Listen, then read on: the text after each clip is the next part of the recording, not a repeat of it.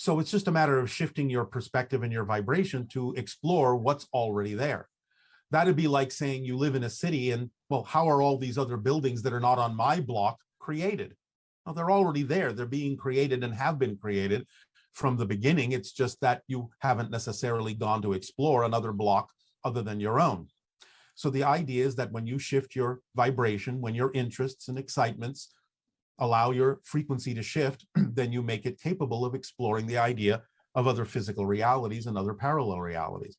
But again, do remember, you're already exploring them because you're already shifting billions of times a second through different parallel realities that already simultaneously exist in order to create what you believe to be your single timeline, which is actually constructed out of billions of shifts into different parallel realities. So everything already exists. You just take journeys you've never taken before.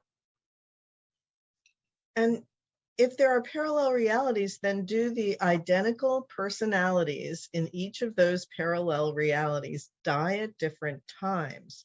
Do they share the same soul? And what happens when one of them dies, but the other one is still alive?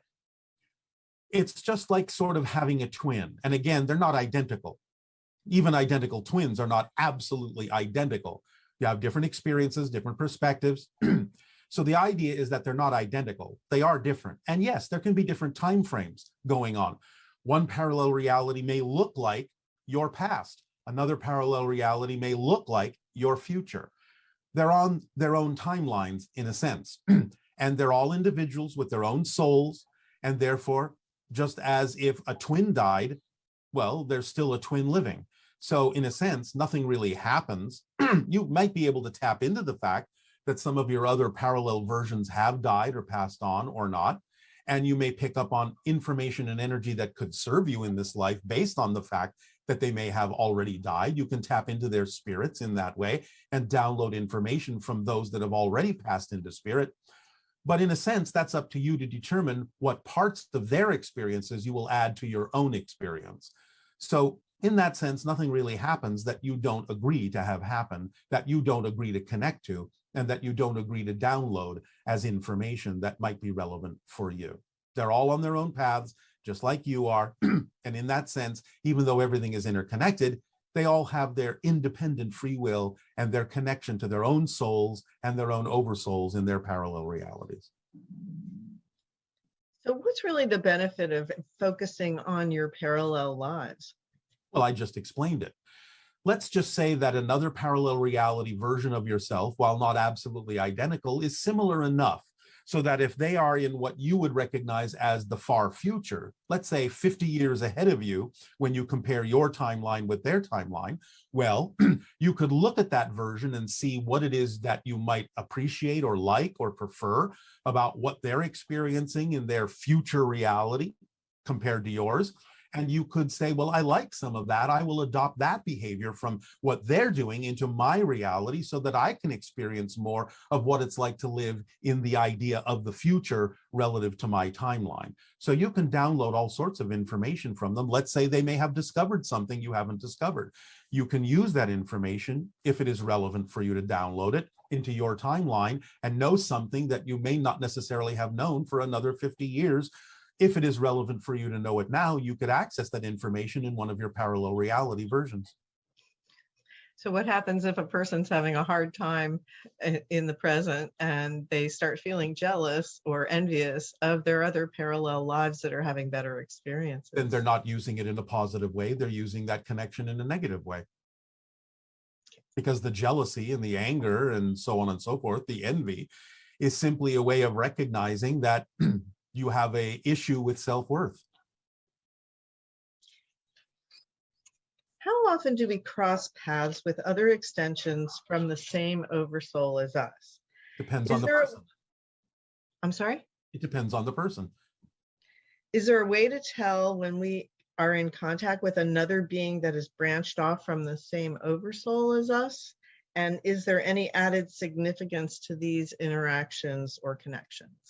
If you become aware of it, which is not always the case, then that would tell you there's added significance. But no, you don't always have awareness of the other extensions or counterparts of your oversoul that exist in the same timeline. only if it's relevant for you to do so, only if it's part of your agreement to help yourselves grow and expand from there. So if you do become aware of it, then obviously there's relevance and significance. If not, then no. Can you tell us a little more about the spirit world, what it's like, what sort of things spirits do, and whether we have families that stay together as spirits?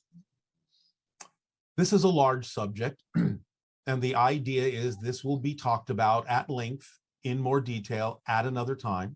But the idea in general is that you will experience, in general, when you go into the spirit world, a life review, connections to your soul family. You will remember the agreements that you made. You will learn from the experience of the life review what it is you would like to do next. You can create the experience of learning new things, being taught new things, being mentored by more advanced souls with more experience. You can create whole communities that might seem physical in spirit that aren't, but you can change things in the blink of an eye if you wish to. You will experience many different choices and the freedom to choose more things than you can choose in physical reality. So many different things are possible in spirit. But again, this is a large subject that will be gone into in another way at another time. Okay. And will the higher mind use whatever relevant images and symbolism that personally resonate with the physical mind to ignite a union of passion between the heart and imagination? Yes. This is why the higher mind communicates in terms of energy frequencies, and the body translates these things as the sensations you call passion. So understanding the language of the higher mind is being willing to act on the passions that it sends you, knowing that that is a representation of your true self that will unify all of the aspects of your physical self, body and mind, along with spirit. So by following the formula, everything is unified. And therefore, you are responding in an aligned way with the messages from the higher mind that it sends you that are representative of what would work best for the physical mind. That's how it guides. The compass needle is the passion that you feel, which is the message from the higher mind that this is you. This is your path. This is who you are. And in acting on it, you allow the energies of your physical mind and your heart mind and your spirit to be more aligned. So yes. Okay. And how do I effectively forgive myself and others and know that I really have forgiven myself? The idea of forgiveness is asking yourself the question, do I want to remain where I am, or do I want to move forward?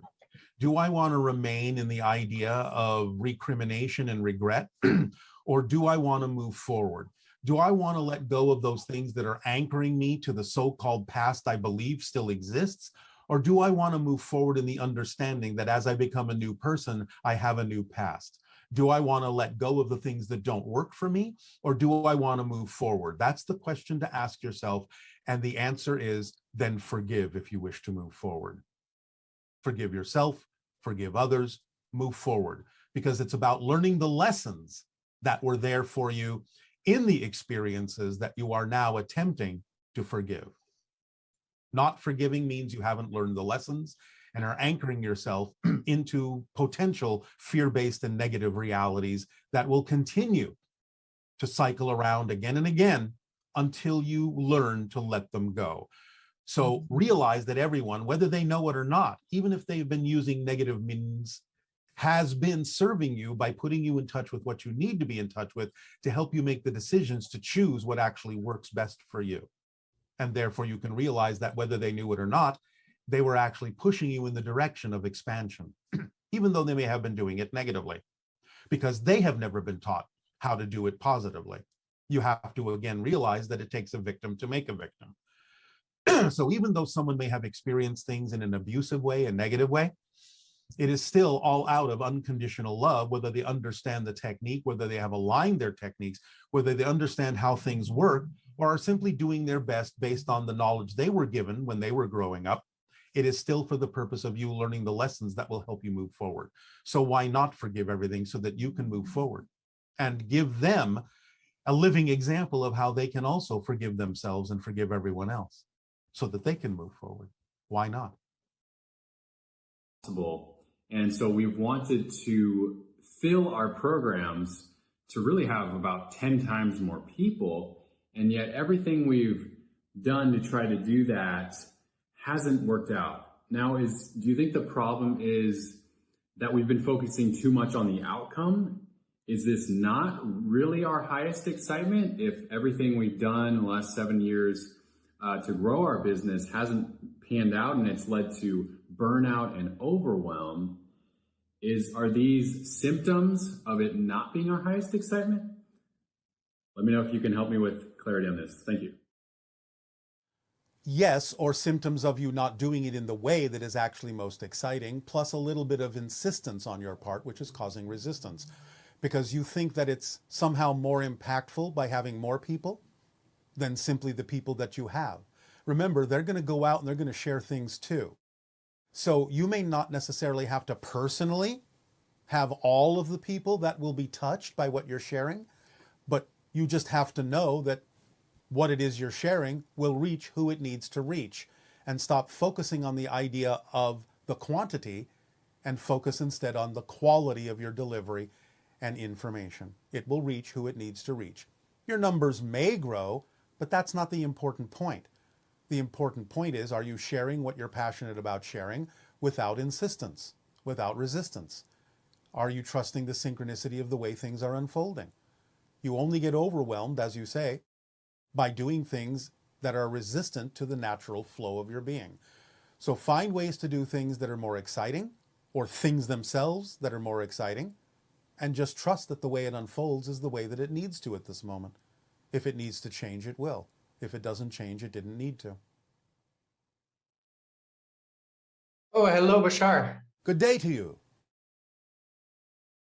So I have a few questions for you. Oh, all right. Thank you very much. You have given us in a previous transmission 2 pictures of grays. And I was curious to know from which race are these 2 grays? One is a hybrid in the classic sense. One is more aligned with the idea that most people on your planet recognize as the Greys. And as we have said, the Greys are a mutated race of humans from a parallel version of Earth. At least that faction that you're mostly dealing with. Not that there aren't other factions of Greys. There are tall Greys, there are short Greys, there are Greys from other dimensions. But the ones that we more often than not refer to are the race of mutated humans from the parallel version of Earth. Does that answer your question? Or is there something else you wanted to explore about that? I was wondering if it had maybe something to do with the different hybrid races that will be introduced. Well, first and foremost, the different hybrid races will be introduced at different times. The first will be the Shalanaya, the children that will come to live among you, and possibly the Yael, the caretakers of the children that will ultimately come to live among you in different places on your planet. So eventually, you will start to meet, as contact opens up more and more, the different hybrid races. But remember, the Greys are already, in a sense, one version of a hybrid race. So you have met them, you will meet the children, you will meet the Yael, possibly the precursors have been observed by some people on your planet from time to time, without necessarily knowing it. But to meet our civilization, the Sasani hybrids, will require a little bit more change on your planet before you will become vibrationally compatible with our species. Does that answer your question? Okay. Almost. And I was wondering if one of these 2 pictures, I guess the hybrid, if it's referring to if it is referring to the Shalanayel or the Yael. The Shalanaya and the Yael may have some hybrid features, but they are a little bit more human than we are. The hybrid you're looking at is a little bit more representative of something closer to us, with the larger eyes, smaller nose and mouth and ears, so on and so forth. Again, some of the Yael and Shalanaya may exhibit some of these traits, especially in the eyes, But that is what is typically referred to on your planet now as an average or classic hybrid, which is sort of like a 50-50 between the grays and what you consider yourselves to be as human. Therefore, more representative of us. Okay. My next question, I was wondering, what is the general relationship from our collective consciousness to extraterrestrials? The general relationship? Can you be more specific? Like, how do we relate to extraterrestrials as a collective consciousness, whether we are welcoming them or not? Well, you relate to us in a variety of ways based on belief systems from different individuals, different cultures on your planet, so on and so forth. There isn't just one big way that all of you are aware of, even though on a collective level, yes, there is a relationship, and it is through the idea of the collective archetypal consciousnesses that you have labeled things like Christ consciousness, Buddha nature, Krishna spirit. We come through or make a connection to those collective levels of your entire planet, sometimes expressed as nature or Gaia as well, in order to allow ourselves to know when we are or are not interfering with the overall process of the individuals on Earth. So the relationship is one of reflection, is one of connection. You are definitely part of our galactic family, whether you know it or not, and we a part of yours. But this is something you will come to learn. Does that answer your question? I think so. All right. Well, you are asking the questions in very general ways. So we're not exactly sure exactly what direction you would like to take this in. Yes, actually, it's also referring to the open contact. Yes. Because if I understand it, open contact means that there is a certain level of readiness to allow you to come. Yes. And as we are building up to that direction, I was wondering whether it shows as a collective, in the collective field. Yes, that it does. But again, please do remember, you never change the planet you're on. You shift yourself to another version of Earth that is already more ready for open contact by changing your vibration to match it. So when you say the collective, well, yes, that's true. There are more people in your reality that are more willing to shift themselves toward the experience of open contact, but that doesn't mean it's going to be happening on the version of Earth that you're on right now. You will leave that behind. You will shift to another version of Earth, whether you recognize it as such or not. Does that answer the question?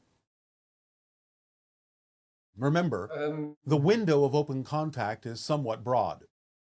Beginning in your year of 2023, it will start slowly. It will be sporadic and intermittent.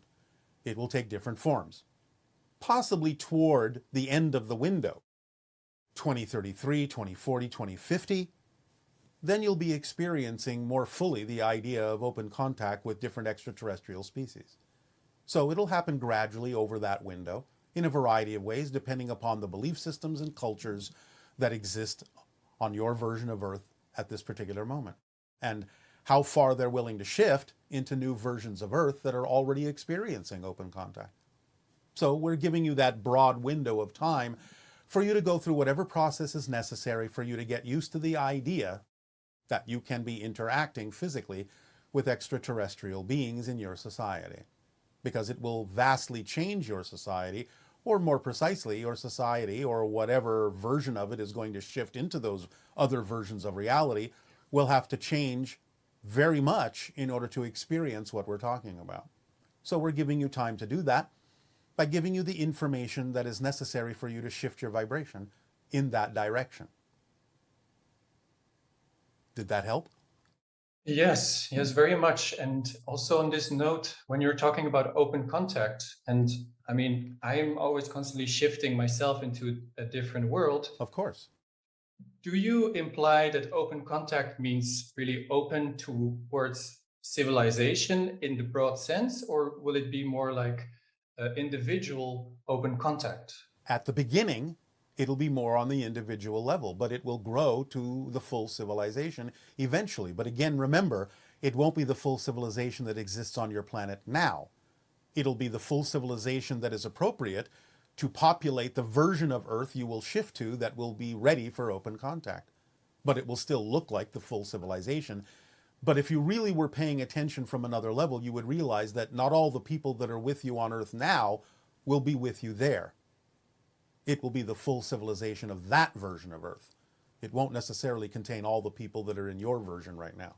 And it will maybe contain some people that aren't even here yet. Is this helping at all? Yes. All right. May I ask you if I can ask you still 2 questions? Well, now you just used up one question, didn't you? All right. Then my last question is, do you have a personal advice for me? Follow your passion, follow the formula. It's the best advice we can give to any of you. Learn to do it precisely, and everything will fall into place. That's why we give you the formula, because we don't give you something where it forces you to overthink things, to overcomplicate things. We are keeping it simple for you. We are distilling it down into the basic nature and structure of how you actually generate your physical reality experience. So the best advice is follow the formula. That's it. Thank you very much, Bashar. You are very welcome. Aveo.